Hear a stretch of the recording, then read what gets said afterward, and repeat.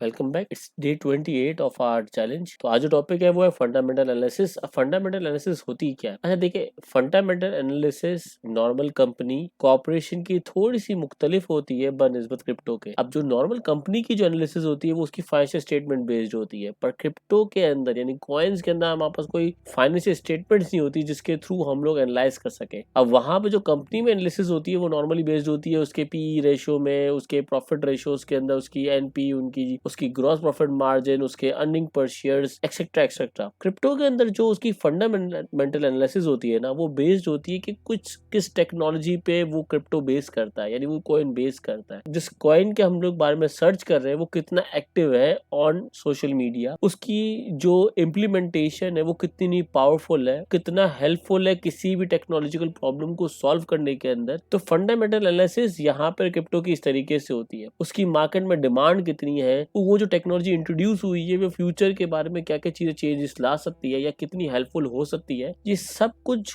हमारे पास fundamental analysis में आता है क्रिप्टो के अंदर। तो आप कोई भी कॉइन उठाएंगे तो आप उसकी फंडामेंटल एनालिसिस इस वजह से करेंगे या इस तरीके से करेंगे, ना कि नॉर्मल एक कॉर्पोरेशन की तरह। कॉर्पोरेशन एक अलग प्रिंसिपल पे काम करती है, पर हमारे पास जो ये वही टेक्निकल एनालिसिस होती है ये एक दूसरे मकसद या दूसरे तरीके से काम करती है। यहाँ पे हम लोग क्रिप्टो को टेक्नोलॉजी के साथ मैच करते हैं कि जो क्रिप्टो या जो क्रिप्टो कॉइन हमारे पास है जिस टेक्नोलॉजी पे बेस्ड है, वो टेक्नोलॉजी कितनी ज्यादा इम्पोर्टेंट है कोई मसले को सॉल्व करने के लिए। जो टीम काम कर रही है वो कितनी प्रॉपर या कितनी अच्छी है या कितनी प्रेजेंस है उसकी मार्केट के अंदर या सोशल मीडिया के अंदर, एंड अदर मैटर्स, जो दूसरे मैटर्स हमारे पास कंसिडरेशन में आते हैं। तो इन शॉर्ट ये इस तरीके से फंडामेंटल एनालिसिस काम करती है।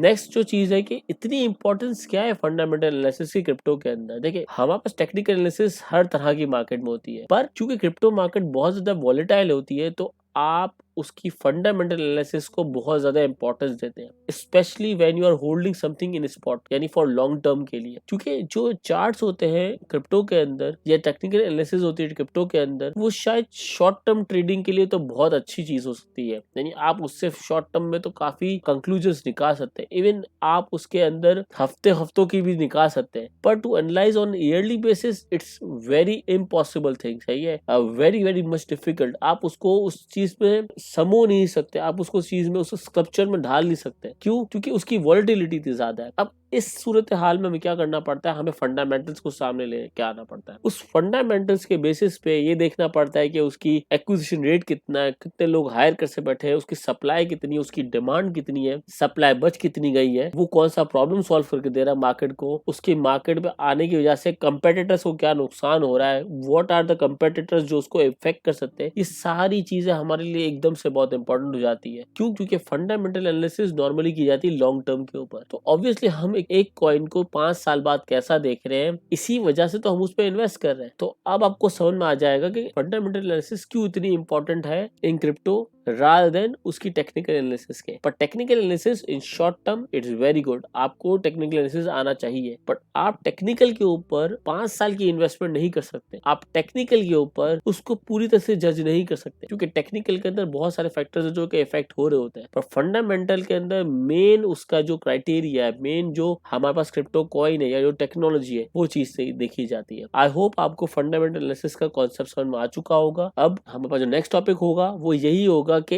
फंडामेंटल ज्यादा बेहतर है या टेक्निकल। तब तक के लिए अपना ध्यान रखिएगा, मिलते हैं नेक्स्ट क्लास में। अल्लाह हाफिज।